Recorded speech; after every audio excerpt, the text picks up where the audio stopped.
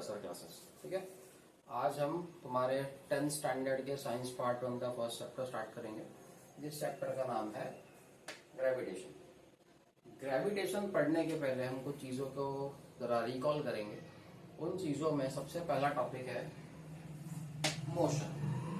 अब मोशन का मतलब क्या होता है? ठीक है, मोशन का मतलब जनरली क्या है कि कोई भी ऑब्जेक्ट है उसका स्टेट के, फॉर एग्जाम्पल अभी मैं चल रहा हूं, that means what, I am moving. तो मूवमेंट करना मतलब क्या, अपने प्लेस को चेंज करना, वो एक टाइप का क्या है, मोशन है। कोई भी ऑब्जेक्ट है जो मूव नहीं कर रहा, फॉर एग्जाम्पल ये मार्कर फिलहाल मूव कर रहा है क्या, नहीं, इसका मतलब है किस पे, रेस्ट पे। ठीक है, तो जो भी चीज मूव कर रही है इसका मतलब वो मोशन कर रही है, जो भी चीज मूव नहीं कर रही इसका मतलब वो मोशन नहीं कर रही। साइंटिफिक टर्म में इसको कैसा समझेंगे? अब मोशन कर रहे हो इसका मतलब there will be some speed, कोई तो एक स्पीड होगी। ठीक है, तो अगर साइंटिफिक टर्म्स में देखने जाओगे तो अगर किसी भी ऑब्जेक्ट के पास स्पीड है या वेलोसिटी है, एक फाइनल वेलोसिटी है, दूसरी इनिशियल वेलोसिटी है। अगर ये दोनों वेलोसिटी है और दोनों वेलोसिटी के बीच में एक टाइम गैप आ रहा है, इसका मतलब वहां पे क्या है, एक्सेलरेशन। ठीक है, तो मोशन का मतलब है मूवमेंट। अब इसी मोशन से रिलेट करके हम क्या पढ़ेंगे, फोर्स का फॉर्मूला क्या है, मास इनटू एक्सेलरेशन। एक्सेलरेशन का मतलब क्या होता है, change in velocity with respect to time. Velocity का मतलब क्या होता है, डिस्प्लेसमेंट अपॉन टाइम। ये तो हो गया फॉर्मूला बेसिस पे। अब मतलब क्या है, ये रहा एक ऑब्जेक्ट, इसको उठा के मैंने रख दिया यहाँ पे, प्लेस में चेंज हो गया, यहाँ पे था 0, यहाँ पे सपोज आ गया 5। ये तो इसका क्या हो गया, डिस्प्लेसमेंट। ठीक है, अब इस डिस्प्लेसमेंट को करने के लिए क्या लगी होगी, कुछ तो वेलोसिटी। इनिशियल स्टेट पे ये ऑब्जेक्ट किस पे है, रेस्ट पे, that means what, initial velocity क्या है, 0। तुमने उसको उठा के यहाँ पे रख दिया, उसके बाद एक लास्ट में एक और वेलोसिटी होगी जिसको हम क्या बोलते हैं, फाइनल वेलोसिटी। ठीक है, तो जब चेंज इन वेलोसिटी आया विद रिस्पेक्ट टू टाइम, इस ऑब्जेक्ट को यहाँ से यहाँ रखने में कुछ तो टाइम लगा होगा, 5 सेकंड, 10 सेकंड, 1 मिनट। तो change in velocity with respect to time what gives acceleration. तो ये एक्सेलरेशन, अब एक्सेलरेशन कितना प्रोड्यूस होगा ये कौन डिसाइड करेगा, उसका मास। फॉर एग्जाम्पल ये ऑब्जेक्ट 1 kg का है, तुम इसको आराम से उठा के फेंक दोगे, बोले मेरे भाई हाथ पे खेल, उठा के फेंक दिया। 10 kg कर दिया, तो अब इतना इजीली इसके अंदर एक्सेलरेशन प्रोड्यूस करना पॉसिबल है क्या, नहीं पॉसिबल है। तो जितना ज्यादा मास एक्सेलरेशन उतना कम हो जाएगा। हम हमारी बात कर रहे हो क्या, मशीनरी की बात करेंगे तो अलग चीज। तो मैं हूँ 5 किलो मैंने इजीली उठा लिया, 50 किलो इजीली उठा पाऊंगा क्या, नहीं उठा पाऊंगा। ठीक है, तो ये 50 kg को लिफ्ट करने के लिए मुझे क्या लगाना पड़ा होगा, एक्सेलरेशन। तो mass into acceleration gives you force. ठीक है, तो उसके बाद इस चैप्टर में ये 3 फॉर्मूले हमें ध्यान में। ठीक है, इसको हम न्यूटन्स काइनेमेटिकल इक्वेशंस बोलते हैं। इसका डेरिवेशन आप लोगों ने कहाँ पे किया होगा, स्टैंडर्ड 9 के फर्स्ट चैप्टर में इसके डेरिवेशंस किए होंगे। ठीक है, तो ये फर्स्ट लॉ है, मतलब फर्स्ट इक्वेशन है, v equals to u plus a t, s equals to u t plus 1/2 a t square, v square equal to u square plus 2as। इन सब चीजों को नोट करके रख लेना, ये ऑब्जेक्टिव्स में, बोर्ड एग्जाम्स में पूछे जाते हैं कभी कभार, या फिर ऑब्जेक्टिव का कोई भी क्वेश्चन है कभी भी ट्विस्ट करके तुमसे एक क्वेश्चन पूछा जा सकता है। अब हम आते हैं मेन फोर्स के ऊपर। फोर्स हमारे पास जनरली 2 टाइप का है। हमारे पास फोर्स कितना टाइप के हैं, 2 टाइप के, एक है कांटेक्ट, दूसरा है नॉन कांटेक्ट। कांटेक्ट का मतलब क्या होता है, 2 सरफेस का आपस में टच होना। फॉर एग्जांपल फ्रिक्शन, हम चल रहे हैं, हम व्हीकल चला रहे हैं, कोई भी काम कर रहे हैं, तो हमारे बॉडी का सरफेस और जो जमीन है उस सरफेस के बीच में कांटेक्ट हो रहा है, इसीलिए वहां पे क्या क्रिएट हो रहा है, फ्रिक्शन। ठीक है, तो तुम्हारा जो फ्रिक्शनल फोर्स होता है वो किसमें आता है, कांटेक्ट फोर्स में। अब बहुत सारे नॉन कांटेक्ट फोर्स भी होते हैं, फॉर एग्जांपल मैग्नेटिक फोर्स और दूसरा ग्रेविटेशनल फोर्स। अब मैग्नेट के पास अट्रैक्ट होने के लिए मैग्नेट के ऊपर बैठना जरूरी है क्या? अगर आप मैग्नेट की मैग्नेटिक फील्ड के आसपास आ गए हो तो मैग्नेट आपको अपने आप क्या कर लेगा? अट्रैक्ट कर लेगा। ठीक है, तो मैग्नेट के पास कांटेक्ट में जाने के लिए ऐसा कंपलसरी नहीं है कि हमको उसके एकदम ऊपर ही जाके बैठ जाना है। फॉर एग्जाम्पल तुम मैग्नेट हो, एक और मैग्नेट के ऊपर तुम्हें बैठना है, तो जैसे ही उसके रेंज में पहुंचोगे मैग्नेट ऑटोमेटिक आपको क्या कर लेगा? अपनी तरफ खींच लेगा ना। दूसरा क्या है? Gravitational force. फॉर एग्जाम्पल ये मार्कर है, इस मार्कर को मैंने छोड़ दिया। अब जैसे ही इस मार्कर को छोड़ूंगा मार्कर ऑटोमेटिक कहां चले जाएगा? ऊपर से नीचे। तो ये जो फंडा आप तुम देख रहे हो कि मार्कर ऊपर से कहां चले जा रहा है? नीचे। ऐसा ही कुछ हुआ था किसके साथ में? न्यूटन के साथ में। न्यूटन बस पेड़ के नीचे बैठ के हवा खा रहा है, अचानक से एप्पल गिर गया टक्के से उसके सर पे। अब भाई बेचारा सोच रहा है कि ये एप्पल यहीं क्यों आया, ऊपर भी जा सकता था। ठीक है, तो ये चीजों को सोचते सोचते सोचते उसके दिमाग में आया कि हमारे सराउंडिंग में, हमारे आसपास कोई तो एक ऐसा फोर्स है, कोई तो एक ऐसी चीज है जो क्या कर रही है? सारे ऑब्जेक्ट को परपेंडिकुलर डायरेक्शन में अपनी तरफ नीचे खींच लेती है। ठीक है, तो वहीं से पता चला कि ये एक टाइप का क्या है? फोर्स है, जिस फोर्स को हमने क्या नाम रखा है? Gravitational force. तो जनरली ग्रेविटी क्या है? Every object falls vertically downwards. कोई भी ऑब्जेक्ट तुम ले जाओ वर्टिकली मतलब परपेंडिकुलर डायरेक्शन में, वो कहाँ आएगी? नीचे आएगी। ठीक है, अब कोई तुम में से बोलेगा कि नहीं सर, हम जब क्रिकेट खेलते हैं तो जब बॉल गिरती है तो वो परपेंडिकुलर नीचे नहीं गिरती, इस तरीके से गिरती है। वो भी एक मोशन है, मोशन का एक टाइप का पार्ट है। ठीक है, तुम जब हायर स्टैंडर्ड्स में जाओगे तो तुमको मोशन के अलग अलग टाइप्स पता चलेंगे। तो जो क्रिकेट बॉल वाला जो मोशन है वो प्रोजेक्टाइल मोशन है। फिलहाल हम एक नॉर्मल मोशन की बात कर रहे हैं। ठीक है, ओके। तो ये चीज तो समझ में आ गई कि कोई भी ऑब्जेक्ट है जो ऊपर गया है बाद में कहाँ आने वाला है? नीचे आने वाला है। नीचे आने वाला है, इसका मतलब क्या है? अर्थ क्या कर रहा है? कोई तो एक अट्रैक्शनल फोर्स लगा रहा है हर ऑब्जेक्ट के ऊपर, जिसका रिजल्ट क्या हो रहा है? वो ऑब्जेक्ट ऊपर से कहाँ आ जा रहा है? नीचे। इसी फोर्स को हमने क्या बोला? Gravitational force. ठीक है अभी मोशन है हमारे पास। मोशन कौन सा? Circular motion. अब मोशन जैसे जैसे तुम्हारा स्टैंडर्ड बढ़ते जाएगा तो मैं मोशन के बहुत सारे टाइप्स पता चलेंगे। ठीक है, rotational motion, circular motion, projectile motion. तो ये सब जब तुम 11th साइंस स्ट्रीम से पढ़ना शुरू करोगे तो तुमको पता चलेगा। ठीक है, तो अभी सर्कुलर मोशन का मतलब क्या है? Motion in circular path. तो जो भी मोशन एक सर्कल के सरकमफरेंस वाले पार्ट पे हो रहा है, सर्कल का सरकमफरेंस मतलब क्या? कोई भी एक सर्कुलर पाथ। अगर सर्कुलर पाथ पे कोई भी मोशन हो रहा है, इसका मतलब हम उसको क्या बोलेंगे? Circular motion.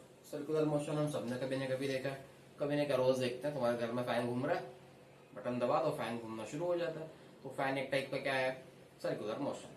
ठीक है, और भी बहुत सारे तुम्हारे घर में electrical equipments, for example mixer grinder हो गया, बहुत सारी चीजें। उसके बाद आता है हमारा सेंट्रीपिटल फोर्स। ठीक है, अब सेंट्रीपिटल फोर्स का डेफिनेशन बड़ा ध्यान से सुनना।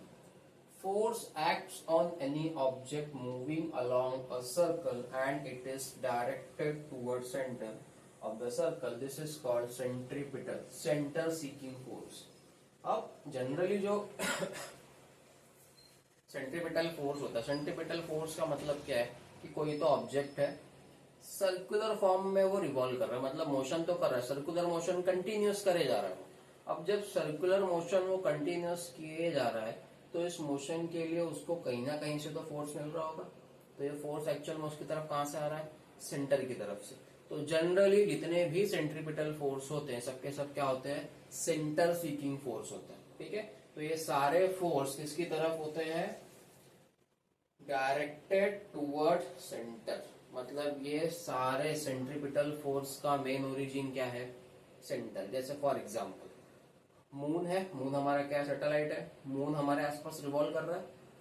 अब मून का हमारे आसपास रिवॉल्व करने का रीजन क्या है? अर्थ का फोर्स। कौन सा फोर्स? Gravitational force. ठीक है, अभी ग्रेविटी किस टाइप की है हम आगे पढ़ेंगे। अभी तो अर्थ क्या कर रहा है? जैसे कंसिडर कर लो, ये है अर्थ और ये ऑर्बिट है, जिस ऑर्बिट में कौन रिवॉल्व कर रहा है? मून रिवॉल्व कर रहा है। ठीक है, तो ये क्या बन गया इसका पूरा सर्कल, और इस मून के लिए सेंटर कौन बन गया है, अर्थ। ठीक है, तो ये सारा फोर्स, जिस फोर्स की वजह से मून हमारे आसपास रिवॉल्व कर रहा है, वो किसकी वजह से आ रहा है, अर्थ की वजह से। अगर इस डायग्राम को ध्यान से देखो और अगर तुम इसे इमेजिन कर सको तो तुम्हें समझ में आएगा कि जो अर्थ है, अर्थ एज अ सेंटर का काम कर रहा है, और उस सेंटर की वजह से जो फोर्स लग रहा है, उस फोर्स का रिजल्ट क्या, मून हमारे आसपास क्या करता है, घूमना शुरू कर देता है। ठीक है, तो ये सारा फोर्स कहाँ से आ रहा है, सेंटर से आ रहा है, इसीलिए हम इसको क्या बोलेंगे, सेंट्रीपिटल फोर्स।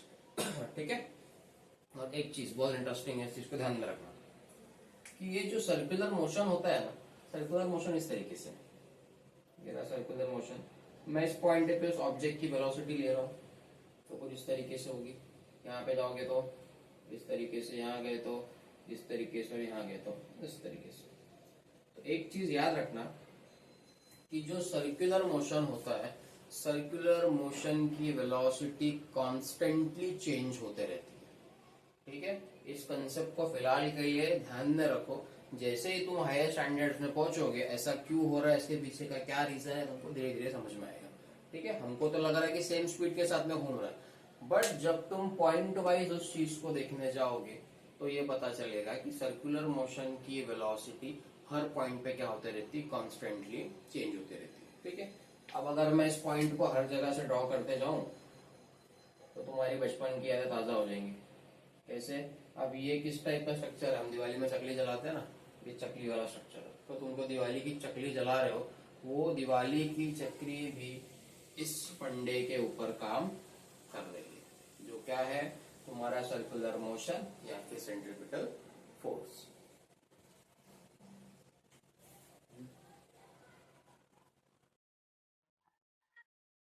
ओके, तो अब हम नेक्स्ट टॉपिक की तरफ आगे बढ़ेंगे। नेक्स्ट टॉपिक क्या है हमारे, केपलर्स लॉ प्लैनेटरी मोशन। ठीक है, अभी प्लैनेट्स के मोशन के रिगार्डिंग बहुत सारे साइंटिस्ट ने बहुत सारे रूल्स दिए थे। ठीक है, गैलीलियो हो गए, कोपरनिकस हो गए, बहुत सारे साइंटिस्ट आए थे। तो सारे साइंटिस्ट ने अपने ऑब्जर्वेशंस को एक कहीं पे तो लिख के रखा, नोट करके रखा है। तो हमारे जो केपलर साहब है, उन्होंने सारे ऑब्जर्वेशंस को एक बार रीड किया, और उन सारे ऑब्जर्वेशंस को न्यूटन के लॉ के साथ में मिक्स करने के बाद उन्होंने अपने 3 मेन लॉ दिए हैं। ठीक है, सबसे पहला है Kepler's first law of motion. इसमें क्या बोला है, the orbit of a planet is an ellipse with the sun at one of the focus. अब इसको आसान भाषा में अगर समझना है तो हम क्या बोल सकते हैं कि जो प्लैनेट है, प्लैनेट और सन दोनों के बीच का डिस्टेंस कभी भी सेम होता नहीं है। ठीक है, अब एलिप्स का मतलब क्या होता है, एलिप्स कुछ इस तरीके से होता है, इस तरीके से है ये एलिप्स। ठीक है, दूसरा कोई एग्जांपल अगर आपको चाहिए तो सपोज आपके पास एक जैसे कोन है, अगर इस कोन को आप इंक्लाइंड प्लेन पे कट कर दो तो जो सेक्शन आपको मिलेगा दैट इज योर एलिप्स। ठीक है, हमारे पास सर्कल का एक सेंटर होता है, एलिप्स के हमारे पास हम अज्यूम करते हैं कि हमारे पास क्या है, 2 सेंटर है। इसका मतलब क्या है, ये तुम्हारा हो गया इलिप्टिकल पाथ, सन या तो इस फोकस पे होगा या तो सन इस फोकस पे होगा। अब इसका अगर एक एग्जांपल चाहिए तो नॉर्मल सा कॉमन सेंस है कि अगर किसी भी प्लैनेट का पाथ सर्कुलर होता, सर्कुलर दैट मीन्स व्हाट, ये रहा तुम्हारा सन और ये तुम्हारे प्लैनेट का पाथ। अब सर्कल की खासियत क्या है, रेडियस इज ऑलवेज कांस्टेंट। तो अगर किसी भी प्लैनेट का पाथ सर्कुलर है तो हमें जो वेदर के चेंजेस मिलते हैं वो चेंजेस कभी भी मिलेंगे नहीं। वेदर के चेंज मिलने का रीज़न क्या है, ये पाथ इस तरीके से एलिप्टिकल है।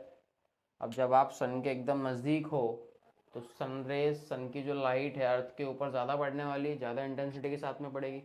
सन से आप दूर जाते जा रहे, दूर जाते जा रहे, इसका मतलब क्या है, जो सन की हीट है, जो सन वेव है, सन की जो रेज है, उसकी इंटेंसिटी डिस्टेंस के साथ धीरे धीरे क्या होती जाएगी, कम होती जाएगी।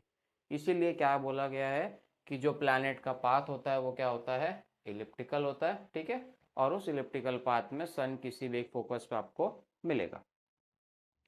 दूसरा लॉ है the line joining the planet and the sun sweeps equal area in equal interval of time. ये सबसे अच्छा लॉ है।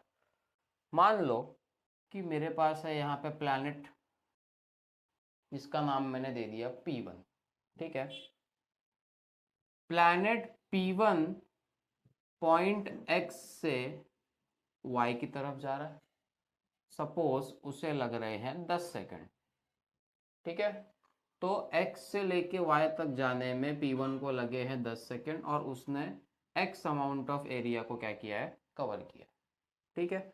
अब यहाँ आ जाओ, वापस वही प्लैनेट है क्या, P1। सपोज अब प्लैनेट है मेरा पॉइंट C पे, C से D तक जाने में भी प्लैनेट को कितना टाइम लग रहा है, 10 सेकंड लग रहा है। और इस 10 सेकंड के बीच में ये जो एरिया आया है वो एरिया का हमने क्या अज्यूम कर लिया, y। तो सेकंड लॉ क्या बोल रहा है कि x से y तक जाने में, अब यहाँ पे 2 बार x हो गया, काम करो इसको z कर लो। तो लॉ क्या बोलता है, x से y तक जाने में लगने वाला टाइम और कवर किया गया एरिया, ये दोनों इक्वल होंगे किसके, C से D तक ट्रैवल करने में लगा हुआ टाइम और उसका एरिया y के। That means what, y equal to z। अब मान लो ये है तुम्हारा T1, ये है तुम्हारा T2, तो एरिया भी सेम होगा और टाइम पीरियड भी सेम होगा। अब मजे की बात देखो जरा, अगर इसको ध्यान से देखोगे तो क्या समझ में आ रहा है, ये जो एरिया है ये डिस्टेंस थोड़ा ज़्यादा है और ये जो एरिया है इसका डिस्टेंस थोड़ा सा क्या है, कम है, ठीक है। अब यहाँ पे डिस्टेंस ज़्यादा है, यहाँ पे डिस्टेंस कम है, तो अगर मुझे सेम एरिया यहाँ पे निकालना है तो मुझे इस डिस्टेंस को कम ही करना पड़ेगा। अगर मैं इस डिस्टेंस के बराबर यहाँ पे कवर करूँ एरिया, मतलब यहाँ इतना डिस्टेंस अगर मैं ले लूँ, तो ये एरिया की वैल्यू कभी भी सेम आएगी नहीं। अब ये हम जानबूझ के नहीं कर रहे, कि नेचुरल हो रहा है। कैसे हो रहा है कि जब तुम्हारा प्लैनेट सन के नज़दीक होता है तो उसकी वेलोसिटी थोड़ी सी क्या हो जाती है, बढ़ जाती है, और जब प्लैनेट सन से दूर जा रहा है तो उसकी वेलोसिटी थोड़ी सी क्या हो जाती है, कम हो जाती है। अब इसके पीछे का बेसिक रीज़न क्या है, ये कौन है, सेंटर। तुम्हारे बुक्स में जनरली क्या अज्यूम, जितने भी चीज़ें तुम्हारे बुक में दी है सबको क्या अज्यूम करके दिया है कि जो भी मोशन हो रहा है सर्कुलर मोशन ही हो रहा है, इस तरीके से अज्यूम किया, ठीक है। तो ये रहा सेंटर, ये रहा प्लैनेट, ठीक है। तो अब जो भी प्लैनेट रिवॉल्व कर रहा है, चाहे वो इलिप्टिकल पाथ हो या अज्यूम कर लो सर्कुलर पाथ हो, वो रिवॉल्व करने के पीछे का रीज़न क्या है, सन। सन इज सेंटर, तो सेंटर से क्या लग रहा है, फोर्स। कौन सा फोर्स, ग्रेविटेशनल फोर्स। तो सन सारे फोर्स का सेंटर है, ये सेंटर सारे प्लैनेट्स पे लगा रहा है फोर्स। अब सबको पता है कि प्लैनेट का और सन का डिस्टेंस सेम नहीं है हर पॉइंट पे, तो सीधी सी बात है जब डिस्टेंस हर पॉइंट पे सेम नहीं है तो जो भी ग्रेविटेशनल पुल या फिर ग्रेविटेशनल फोर्स प्लैनेट्स पे लगेगा वो सेम होगा क्या, नहीं होगा। तो फोर्स के चेंज होने की वजह से हर पॉइंट पे वेलोसिटी में थोड़ा थोड़ा क्या मिलने वाला है, वेरिएशन मिलने वाला है, ठीक है। ये एक्चुअल में आपके बुक में दिया नहीं, थोड़ा सा एक्स्ट्रा कंटेंट बता दिया। तो जनरली आपको पेपर में क्या लिखना है, सिर्फ ये लॉ लिखना है, आपके जीके के लिए इतना समझ के रखो, ठीक है। अब थर्ड लॉ क्या है, थर्ड लॉ क्या बोल रहा है, square of period of revolution around the sun is directly proportional to cube of mean distance of planet from the sun। अब इस मीन पे ज़रा ध्यान रखना, क्या बोला है कि कोई भी प्लैनेट है सन के आसपास रिवॉल्व कर रहा है, डेफिनेटली क्या लगने वाला है, टाइम।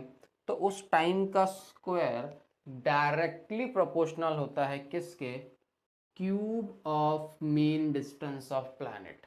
मतलब सन और प्लैनेट के बीच में जो भी डिस्टेंस है उसका हम क्या निकालेंगे, मीन, और उस मीन का क्या करेंगे, क्यूब। तो t square directly proportional to r cube, that means what, t square upon r cube is always constant.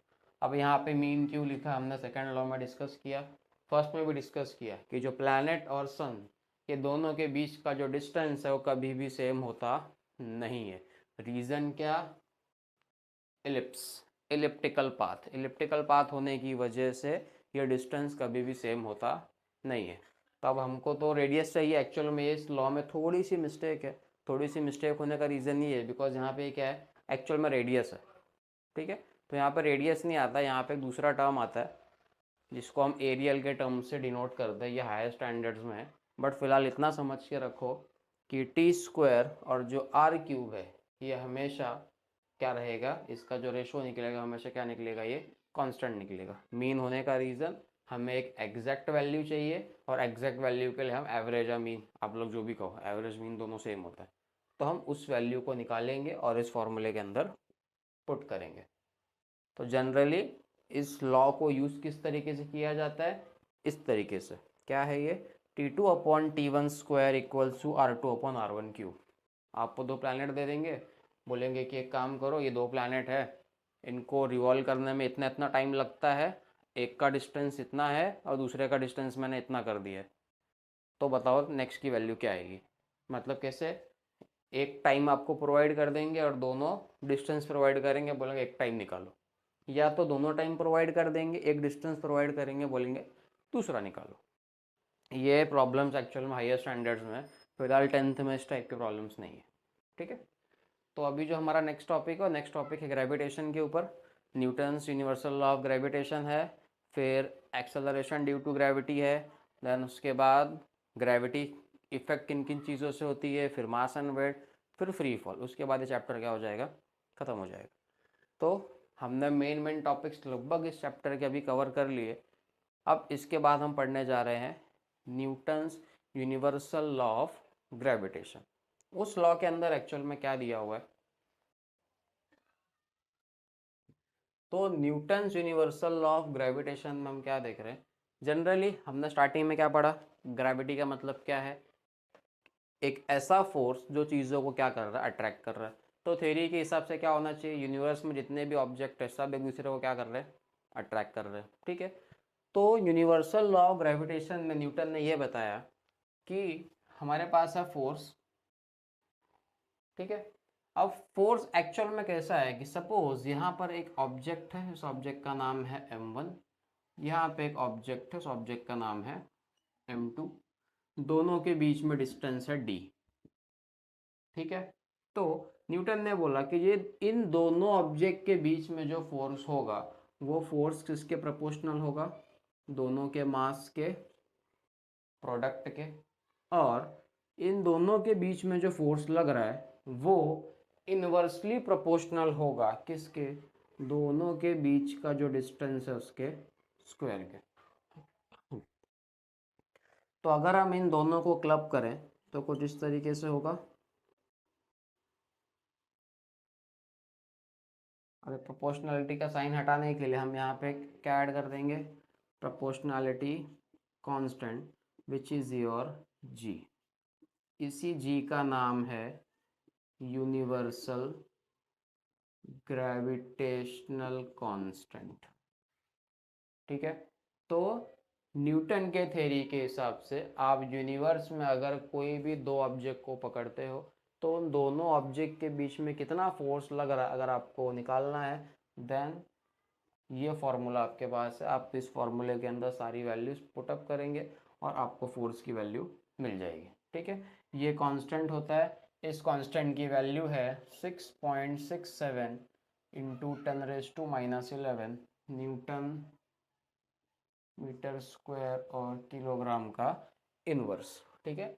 ये है आपका जी का वैल्यू, ये वैल्यू पूरे यूनिवर्स के लिए क्या है, कांस्टेंट है, ठीक है। अब एग्जाम में इसके ऊपर क्वेश्चन किस तरीके से आता है, एग्जाम में क्वेश्चन इस तरीके से आता है कि आपके पास ऑब्जेक्ट है, ठीक है, स्टार्टिंग में उसका मास x है, बाद में उसका मास हो गया 2x, तो ज़रा बताओ फोर्स की वैल्यू क्या होगी। स्टार्टिंग में उसका डिस्टेंस d है, बाद में उसका डिस्टेंस 2d हो गया, तो बताओ डिस्टेंस पे क्या फ़र्क पड़ेगा, ठीक है। तो एक चीज़ याद रखना, अगर आप मास बढ़ाओगे, फॉर एग्जांपल अगर स्टार्टिंग में मास x है और बाद में मास 2x हो गया, तो मल्टीप्लाई किसका हो रहा है, 2 का, दैट मीन्स फोर्स भी क्या हो गया, डबल हो गया। अब अगर डिस्टेंस को इंक्रीज किया तो सपोज डिस्टेंस अगर डी है, डिस्टेंस पे क्या लग रहा है स्क्वायर, अब अगर डिस्टेंस को डबल कर दिया तो डिस्टेंस क्या हो जाएगा 4d का स्क्वायर। इसका मतलब जो भी वैल्यू बढ़ेगी कौन से फैक्टर से बढ़ेगी 4 से बढ़ेगी। सपोज मैंने बोल दिया स्टार्टिंग में डिस्टेंस था 3d, स्टार्टिंग में डिस्टेंस 3 था, अब बाद में हो गया 3, सॉरी स्टार्टिंग में डिस्टेंस d था और बाद में हो गया 3d, तो 3d का क्या हो जाएगा 9d। तो अब जो भी फोर्स की वैल्यू बढ़ेगी कौन से फैक्टर से बढ़ेगी 9 के फैक्टर से। इस टाइप के क्वेश्चंस बोर्ड में आए हैं इसलिए आपको बता रहा हूँ, ठीक है। तो इसमें कोई ज़्यादा कॉम्प्लिकेटेड क्वेश्चन नहीं आएगा, 1 मार्क का क्वेश्चन ऑब्जेक्टिव में आता है, या तो लोग मास में चेंजेस लाएंगे या तो डिस्टेंस में चेंजेस लाएंगे। रेशो निकाल के आपको ये बताना रहेगा कि अगर स्टार्टिंग में x है तो बाद में कितना होगा, अगर स्टार्टिंग में y है और मैंने उसको ट्रिपल टाइम्स कर दिया तो बाद में कितना होगा। और हाँ एक चीज़, ऐसा कंपलसरी नहीं कि वो लोग यहाँ पे डी ही देंगे, या इसकी वैल्यू भी वो लोग चेंज कर सकते, हो सकता है यहाँ पे x कर दे या y कर दे, कोई भी एक यहाँ पे वो लोग कॉन्स्टेंट डाल सकते हैं, ठीक है। तो हमें क्या याद रखना है, यहाँ पे है यूनिवर्सल ग्रेविटेशनल कांस्टेंट, देन यहाँ पे आता है मास और यहाँ पे आता है डिस्टेंस। अब मास के लिए m1 m2 यूज कर सकते हो या फिर दूसरा कैपिटल M और स्मॉल m भी यूज कर सकते हो। d की जगह पे r का यूज भी किया जा सकता है, बहुत सारी बुक्स में यहाँ पे r भी मेंशन होता है, ठीक है। आई होप जो आज करा है आप लोग को लगभग समझ में आ गया होगा। तो इस वीडियो को 2-4 बार भी अगर देख लोगे तो ये सारे पॉइंट्स क्लियर हो जाएंगे। और हाँ सबसे इम्पोर्टेंट, इसका स्टेटमेंट मैंने लिखा नहीं है, टेक्स्ट बुक में ऑलरेडी दिया हुआ है, इसके स्टेटमेंट को एक बार अच्छे से पढ़ लेना। उसके बाद ये छोटा सा इसका डेरिवेशन है जो तुम इजीली कर लोगे। उसके बाद सबसे इम्पोर्टेंट तीनों लॉ, केपलर्स फर्स्ट सेकेंड और थर्ड, तीनों लॉ पेपर में आते हैं, ठीक है। तो इन सब चीज़ों का ध्यान रखो, वीडियो को अच्छे से एक बार देखो, प्रॉपर नोट्स बना के ले लो, डेफिनेटली इस चैप्टर में कोई भी प्रॉब्लम आएगी नहीं। Thank you.